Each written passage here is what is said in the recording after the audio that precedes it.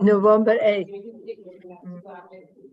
The time is 11:05. We have a special meeting regarding the election. Please raise your hand if you wanted to talk, that we can see who wanted, who's first, who's not. So, Elise, do you have something to say about your observation of the election so far? No, I don't have anything to say at this point. Okay, Diane? Yes, I'm hearing the same thing from different locations about voters who are, they're frustrated that they can't vote because they didn't realize, just like in the early voting, that they had inadvertently signed up to get the absentee ballot all the time. And that had to be explained to them that they were being put on provisional because the indication on the poll book is that they were signed up to get absentee ballots. Which polling place was it? One in particular happened a couple times, was the Nancy Dasick. You mean they didn't know they were No. I think it was the Connie Morella Library. Sorry, I just misspoke. But they didn't realize they had asked to be on the permanent vote by mail list? Correct. And I heard that from almost every, provisional judge that I talked to during the early voting, that this was one of the biggest reasons for there were two camps that the provisionals fell into. This was one of them. People on the list to get these absentee ballots, and they didn't realize that's what they. Could I ask a question about that? Me or just in general? Well, I'm just wondering, it seems like this has become more frequent than we would like to admit. And I'm wondering if there was something about that process that confused people, or that, why so many got on the permanent list but didn't want that, Yeah, well, I think it's just you checked, you want an absentee ballot, and you don't realize that it says forever after. So you have to affirmatively opt out of forever after when you do that? No, but if you inadvertently sign up, then you have to affirmatively change it. It's like, have you ever given a contribution and then they'll cleverly have a little blue check somewhere where it says, make this a monthly contribution? If you don't pay close attention and uncheck that, I mean, that's the reverse, but it's easy when you go through these templates to make a mistake.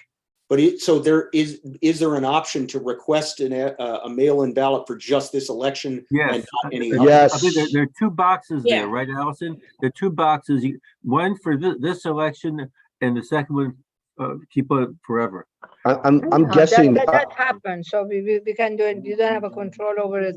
It happened. Like the person was in the wrong polling place, didn't see her sample ballot, that she has to go different place. So therefore she accepted to do vote by provisional. She understood the procedure. So that happened.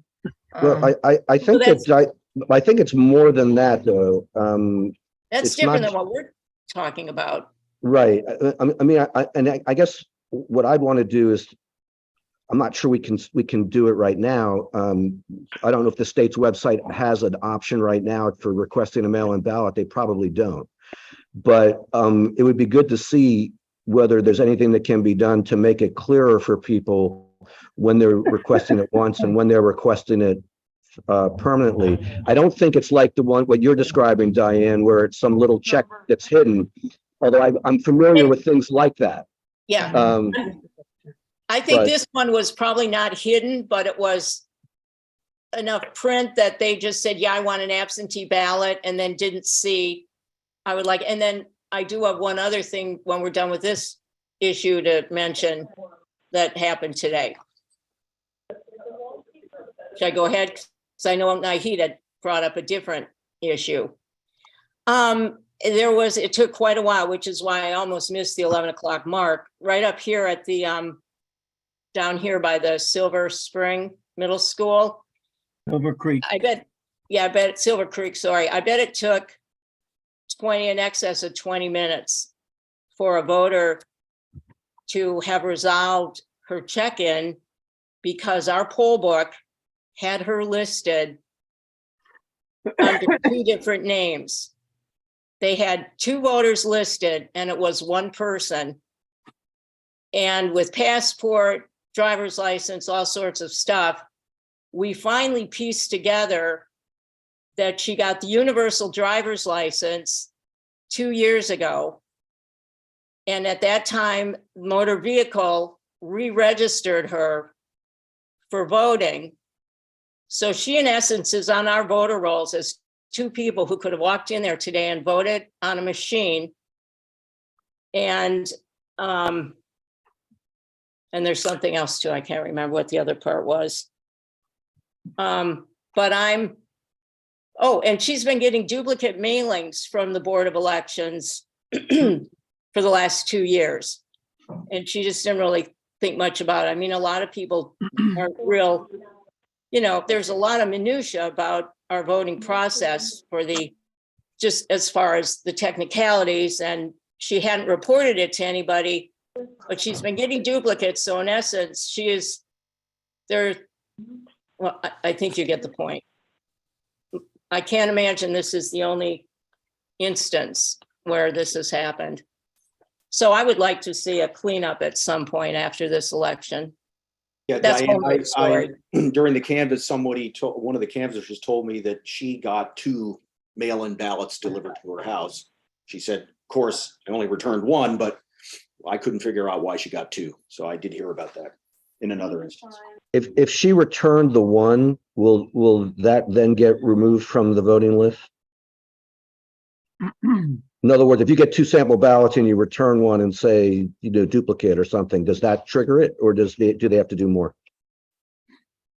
Well, I'll answer, if I may, with two answers. And the first is at a retail level for the individual voters involved, what we're going to need is some sort of documentation of their situation, or at least if you give me their information offline, then we can go check the records and see if it's clear to us that this is an administrative error that we can correct, or see if the information we have in front of us is not sufficient for us to say that these are clearly 2 separate voters, and we'll take the appropriate action based on the information that I'm given at an individual level for those voters. From a general system-wide response to how we handle these, there are a variety of ways that the state goes in to make sure that we are doing uniform and non-discriminatory methods of doing our voter list maintenance. I don't know, Boris is actually here in the room. Boris, do you have anything else that you'd like to add to this discussion? Okay, Can you hear Boris? Oh, well, we'll move the screen. good morning, everyone. Morning. Very Morning. briefly, as Alison said, any information that you have on a voter who has potentially duplicate voter registration, we would appreciate, because that's a source for us to follow up and resolve the issue. The second thing is we receive monthly cleanup from the state of all the voters who through administrative error, human error, have been created with a duplicate voter registration. So that's ongoing process. And yes, someone mentioned we can always try to do some extra work on our end after elections and after voter registration reopens. I think you're most commonly, I think, going to run into these with people who have multiple names in government systems. Automatic registration where you've got. I couldn't hear you. Yeah, we can't hear you, Allison. Allison, I can't hear you. You can't hear me because the direction of the mic was in another direction. Can you Okay. hear me now? Yeah, thanks. I caught the first part. Okay, I was just answering that. Here, I'll go to the screen where I am next to Nahid. I was Ami, just you should answering- mute your phone if you're not talking. I think there's some crosstalk in the background with you there. I was just answering that in certainly in my experience when I run into these, and I imagine that Boris will corroborate this, that I see this probably most commonly with women who have multiple names that they use, whether it's a maiden name or a hyphenated name or something, and where we have multiple different identities effectively in different government databases, and we need to reconcile that information, whether it's what they used when they registered to vote online, whether it's the information that's on their driver's license. So if you get us the information, then we can make sure that we merge that information in our records and clean it up.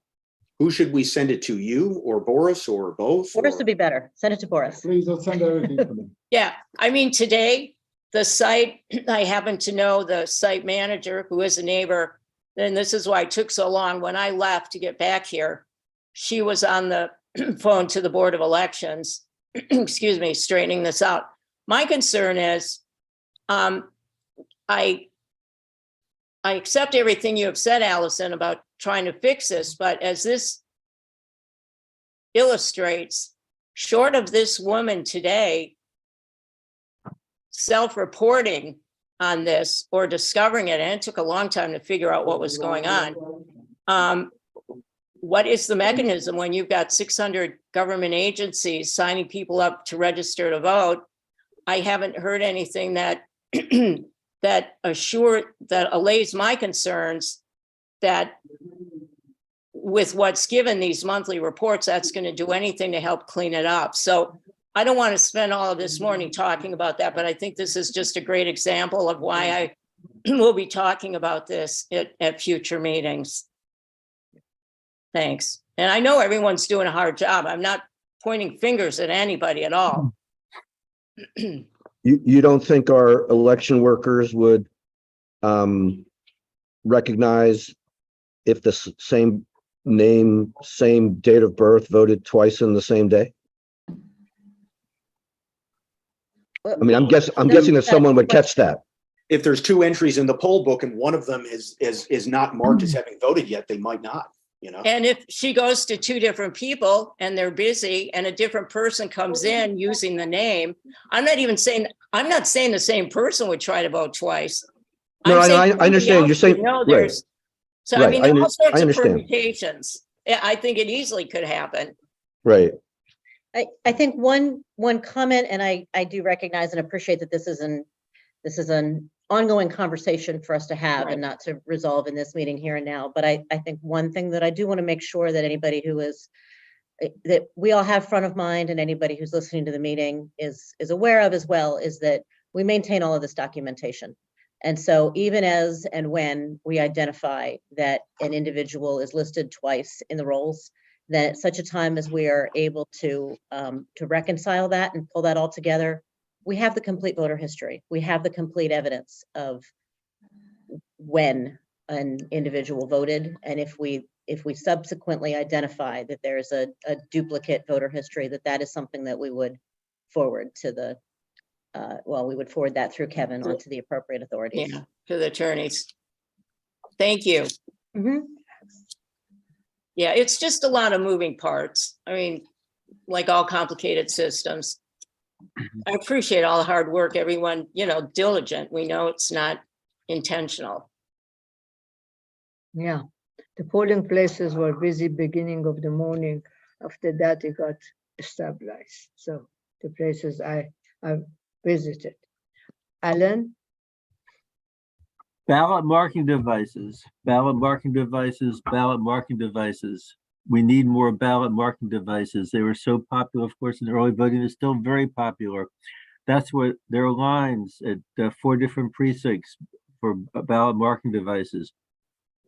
I've already reported to Kevin about Rockview Elementary, 1340 needed more privacy panels. He knows about that, and Chris knows about that. 1334, they were down, an e-poll book, and one BMD was replaced there. Einstein was down a BMD. They've requested one. They're also shorthanded. Those are my observations. They've already been reported. Yeah. Alan, can I just clarify, is each of these items that you're raising have previously been reported to staff for follow-up, right? Yeah, Or do we need to log that now? Yes, they have been, yes. I communicated with Kevin all those things. Perfect. Okay, thank you, Alan. Alex? I just echoing what Alan said, I've gotten some reports by people at North Bethesda, which is 719, that there were lines for the ballot marking devices. So these folks who are friends of mine chose to vote, with pen and ink. And, you know, I saw something on television this morning that was intriguing to me, that in one of the counties in suburban Atlanta, I don't know whether it's Fulton or Gwinnett, but I could see from the camera view of the polling place, they had a ballot marking device, you know, enclosed with a partition at the stand-up table at like, they had like 12 or 15 of them. That's where people go, and they all use that to make the selection on the touchscreen, print out the ballot, and then take it to the scanner. And I thought, wow, that's kind of interesting, that's how they do it in Georgia. You know, maybe that's a model for the future. It was exclusive? That was the only way to do the ballot? Well, I can't say that they wouldn't let people fill it out by hand. They might, and that probably makes sense. But what I could see on the screen was that they had a lot of these, and each of the what do you call them, the privacy screens on the table, that's what they had. It wasn't just a pen with the flat surface. They had the ballot marking device right in there, and that's how you know, I guess how most people went up to go vote. But we've got privacy screens around ours. No, we do, but there you have to sit down to use it. The stand-up tables is where Oh, I see. I didn't goes to do realize. pen and Okay. ink. But I think in Georgia, what they're doing is that, like, you know, 80% of the stations are ballot marking devices, and that's, you know, that's what they seem to be using. So I thought that was really interesting. David. Thank you, Madam President. A couple of observations. I visited Tilden Middle School this morning, where 2 out of the 3 ballot marking devices were having issues. One of them, the screen, instead of being white, was pink. And the other one, it was kind of like a TV that was had a snowy picture. And I don't know, I know someone was working on it when I left. And apparently hitting the machine was one of the solutions that had been proposed earlier. But the chief judge wisely did not want to do that while voters were present.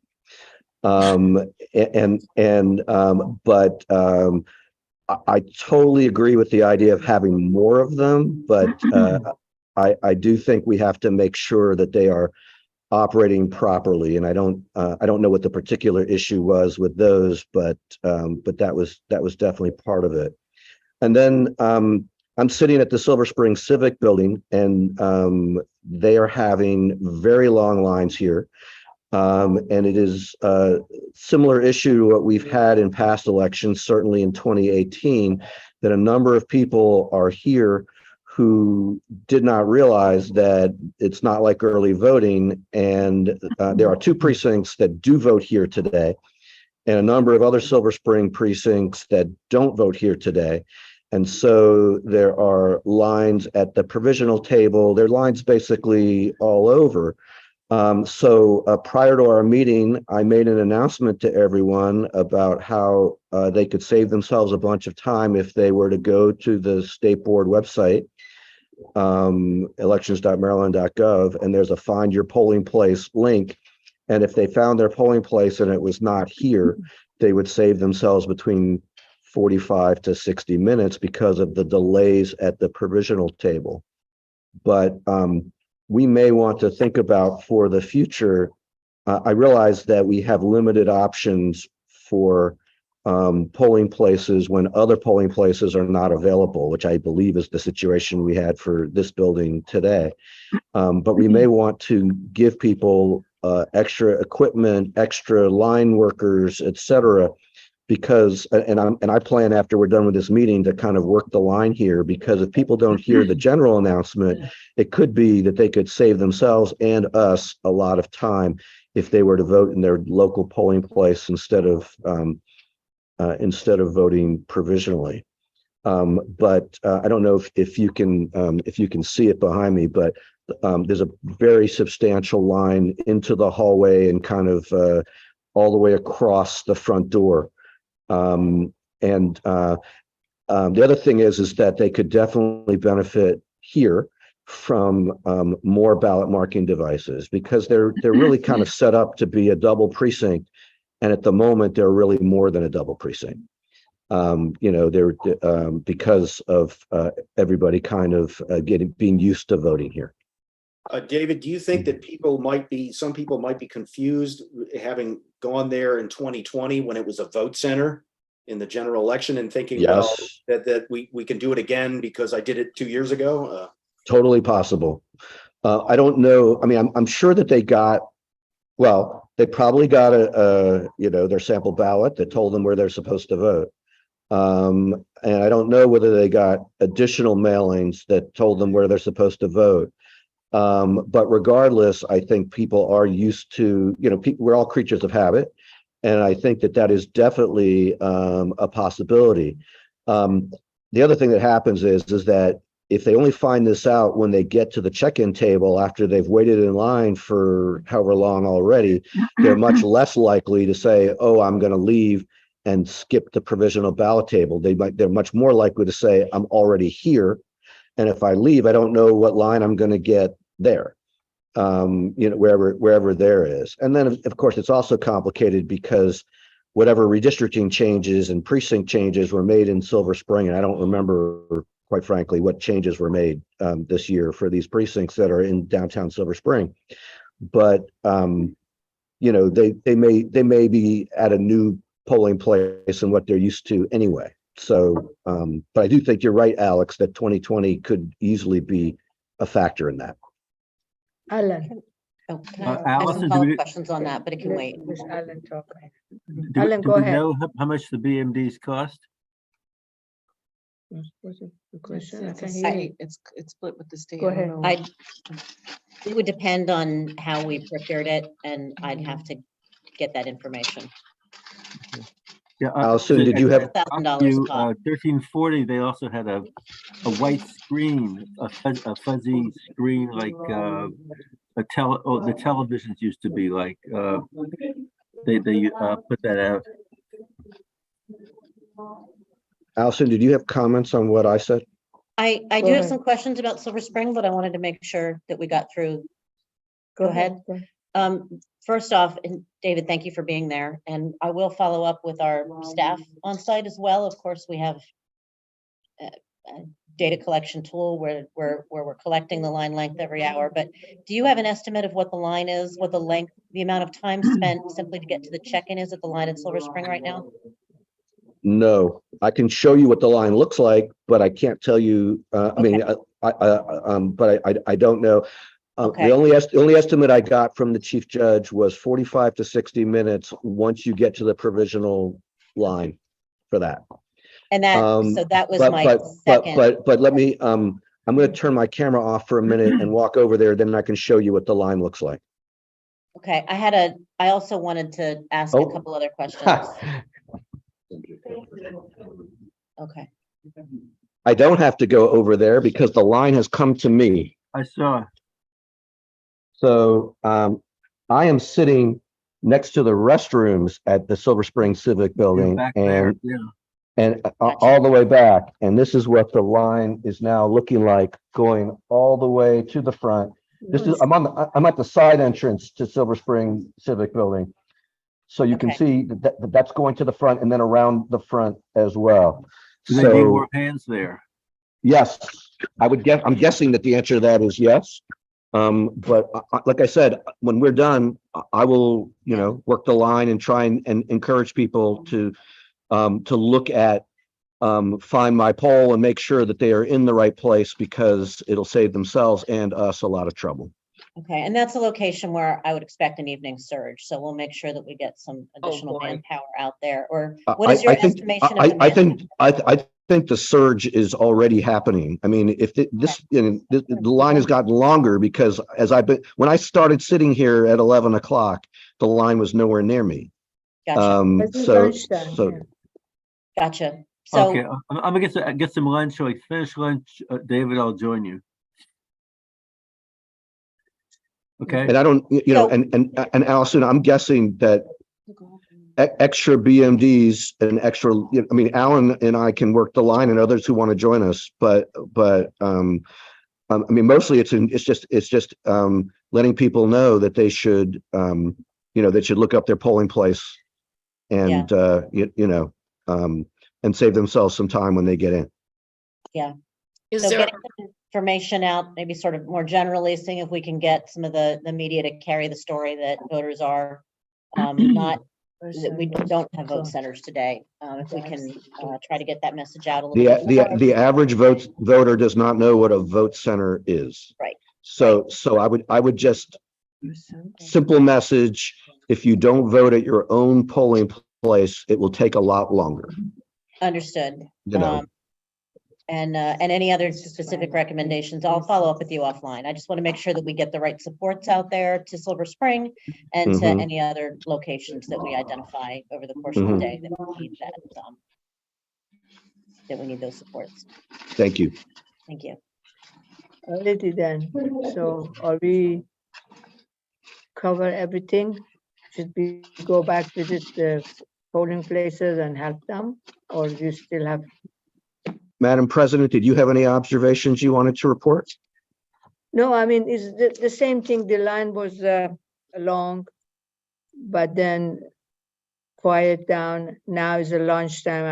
I came from Potomac Community Center. Was a line, but manageable. It wasn't that bad. And the area I visit, morning was busy, and after that, like 9 o'clock, it got less than 5-6 people. So we would expect our lunchtime now after 4 o'clock in the morning in Bethesda Chevy Chase was people lining 6:30 in the morning. So to We get in.